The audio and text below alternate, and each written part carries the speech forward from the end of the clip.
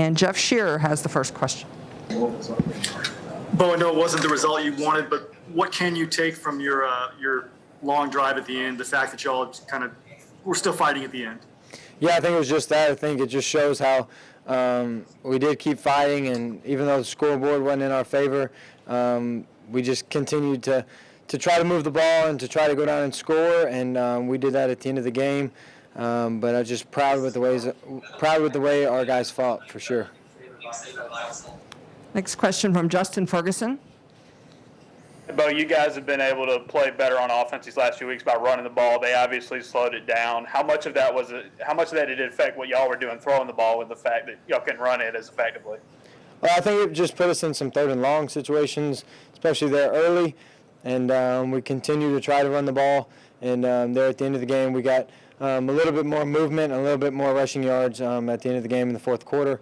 But other than that, we just we try to stick to our game plan, and we move the ball okay at times, but at other times we just got behind in the chains. Now we'll go to a question from Jordan Hill.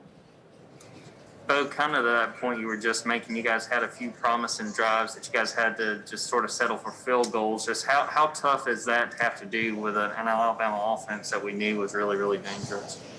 I think it has a lot more to do with their defense and how they play us. I think they did a good job of making us have long drives, and because of that we had to settle for some field goals. But like you said, we did move the ball at times. We just couldn't get anything really going. Next question is from Jason Caldwell. Bo, to that end, you guys early on backed up inside your 10-yard line a couple of times, and you have a drop on what would have been a first down. How frustrating was that first quarter just because you were so backed up the whole time?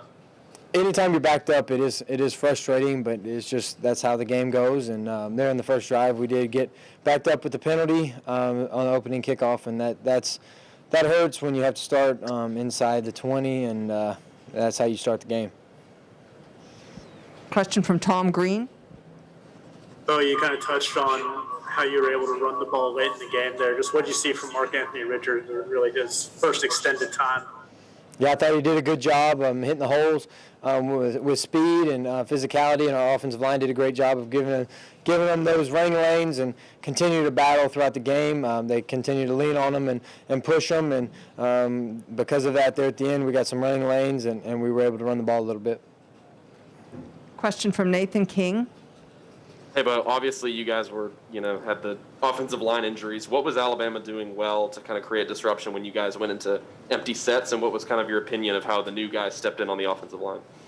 I thought our new guys that were out there did a really good job. I thought they came in there with confidence, played extremely hard, gave it everything they had, and at the end of the day, sometimes when you play a good team, they're just going to get pressure on the passer, and that's what they did today. They just kept those inside guys in there, and they were able to kind of bull rush and get their way through there and penetrate a little bit. But other than that, I don't think we had too many sacks, and so I feel like they did a good job.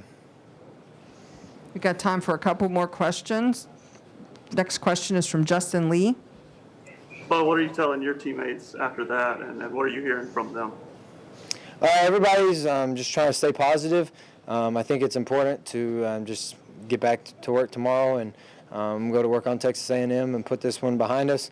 Of course, this one hurts. I mean, it is what it is. You never want to lose, especially to your rival. And I mean, we just have to get back and get going and put this behind us and have a positive mentality going into this week. We've got two more questions in the queue. The first one is from Philip Marshall.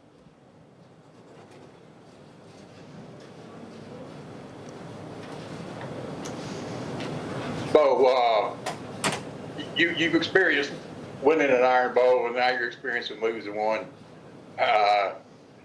Just kind of talk about how that feels to you, being with your background. Well, I think it feels pretty terrible, and it's not very fun. It just hurts because of everything that I've put into it, everything that I've done to get to this moment, and then just come up a lot short. And I mean, it's a awful feeling, to be honest with you. Never really been in this situation before, but I mean, that is not going to keep me down. I'm just going to keep on battling and keep on playing and play the next play and get our guys back to next week. If you dread on the past, then you never make any progress. And I can assure you we'll continue to battle and continue to move forward and put this behind us and work even harder for next year. And we'll wrap up with a question from Jordan Hill. So sort of along those same lines, this is sort of unusual where you guys got 2 games after the Iron Bowl. Just how important is that response from everybody to not let this linger and you guys get back to work?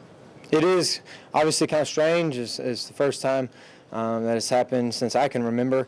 But, I mean, it is what it is. It's the way this year went, and it's up to us. It's however we want to respond. Will dictate how we finish out the 2020 season and how we go into next year. Can't look back and just ponder on this one. You can learn from it. You can let it continue to beat you down, or you can make progress and you can move forward and you can be better from it, and that's what we're going to do. Bo, thank you very much. Thank you. I appreciate it, Warrior. Thank you all for joining us.